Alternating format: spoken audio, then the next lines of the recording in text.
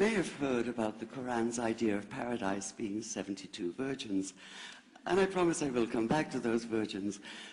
But in fact, here in the Northwest, we're living very close to the real Quranic idea of paradise, defined 36 times as gardens watered by running streams.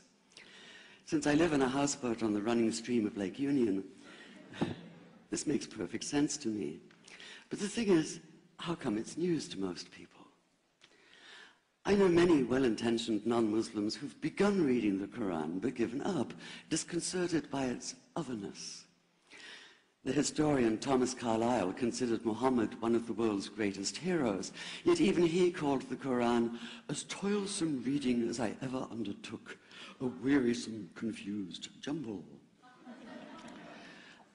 Part of the problem, I think, is that we imagine that the Quran can be read as we usually read a book, as though we can curl up with it on this rainy afternoon with a bowl of popcorn within reach, as though God, and the Quran is entirely in the voice of God speaking to Muhammad, were just another author on the bestseller list. Yet the fact that so few people do actually read the Quran is precisely why it's so easy to quote, that is, to misquote. Phrases and snippets taken out of context in what I call the highlighter version, which is the one favored by both Muslim fundamentalists and anti-Muslim Islamophobes. So this past spring, as I was gearing up to begin writing a biography of Muhammad, I realized I needed to read the Quran properly as I could, that is. My Arabic's reduced by now to wielding a dictionary, so I took 4 well-known translations and decided to read them side by side, verse by verse, along with a transliteration and the original 7th century Arabic. Now, I did have an advantage. My last book was about the story behind the Shia-Sunni split, and for that I'd worked closely with the earliest Islamic histories, so I knew the events to which the Quran constantly refers, its frame of reference. I knew enough, that is, to know that I'd be a tourist in the Quran, an informed one, an experienced one even, but still an outsider, an agnostic Jew reading someone else's holy book. So I read slowly. I'd set aside 3 weeks for this project, and that, I think, is what is meant by hubris, because it turned out to be 3 months.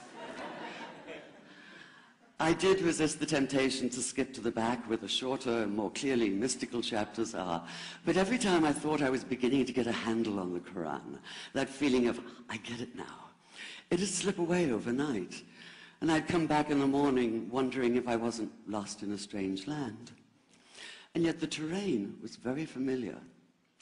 The Quran declares that it comes to renew the message of the Torah and the Gospels, so 1/3 of it reprises the stories of biblical figures like Abraham, Moses, Joseph, Mary, Jesus. God himself was utterly familiar from his earlier manifestation as Yahweh, jealously insisting on no other gods. The presence of camels, mountains, desert wells, and springs took me back to the year I spent wandering the Sinai desert. And then there was the language, the rhythmic cadence of it, reminding me of evenings spent listening to Bedouin elders recite hours-long narrative poems entirely from memory. And I began to grasp why it's said that the Quran is really the Quran, only in Arabic. Take the Fatiha, the 7-verse opening chapter that is the Lord's Prayer and the Shema Israel of Islam combined. It's just 29 words in Arabic, but anywhere from 65 to 72 in translation. And yet the more you add, the more seems to go missing. The Arabic has an incantatory, almost hypnotic quality that begs to be heard rather than read, felt more than analyzed. It wants to be chanted out loud, to sound its music in the ear and on the tongue. So the Quran in English is a kind of shadow of itself, or as Arthur Arbery called his version, an interpretation. But all is not lost in translation. As the Quran promises, patience is rewarded, and there are many surprises. A degree of environmental awareness, for instance, and of humans as mere stewards of God's creation, unmatched in the Bible. And where the Bible is addressed exclusively to men, using the second and third person masculine, the Quran includes women, talking, for instance, of believing men and believing women, honorable men and honorable women. Or take the infamous verse about killing the unbelievers. Yes, it does say that, but in a very specific context. The anticipated conquest of the sanctuary city of Mecca, where fighting was usually forbidden. And the permission comes hedged about with qualifiers. Not you must kill unbelievers in Mecca, but you are allowed to, but only after a grace period is over. And only if there's no other pact in place. And only if they try to stop you getting to the Kaaba. And only if they attack you first. And even then, God is merciful, forgiveness is supreme, and so, essentially, better if you don't. This was perhaps the biggest surprise. How flexible the Quran is, at least in minds that are not fundamentally inflexible. Some of these verses are definite in meaning, it says, and others are ambiguous. The perverse at heart will seek out the ambiguities, trying to create discord by pinning down meanings of their own. Only God knows the true meaning. The phrase, God is subtle, appears again and again. And indeed, the whole of the Quran is far more subtle than most of us have been led to believe, as in, for instance, that little matter of virgins and paradise. Old-fashioned Orientalism comes into play here. The word used 4 times is huris, rendered as dark-eyed maidens with swelling breasts, or as fair, high-bosomed virgins. Yet all there is in the original Arabic is that one word, huris. Not a swelling breast or high bosom in sight.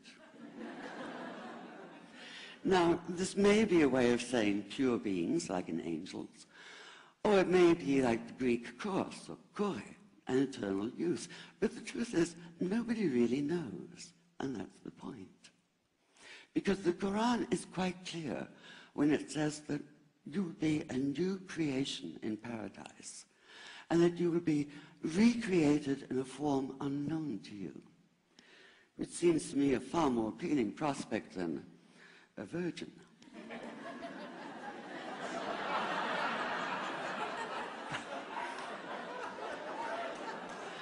And that number 72 never appears.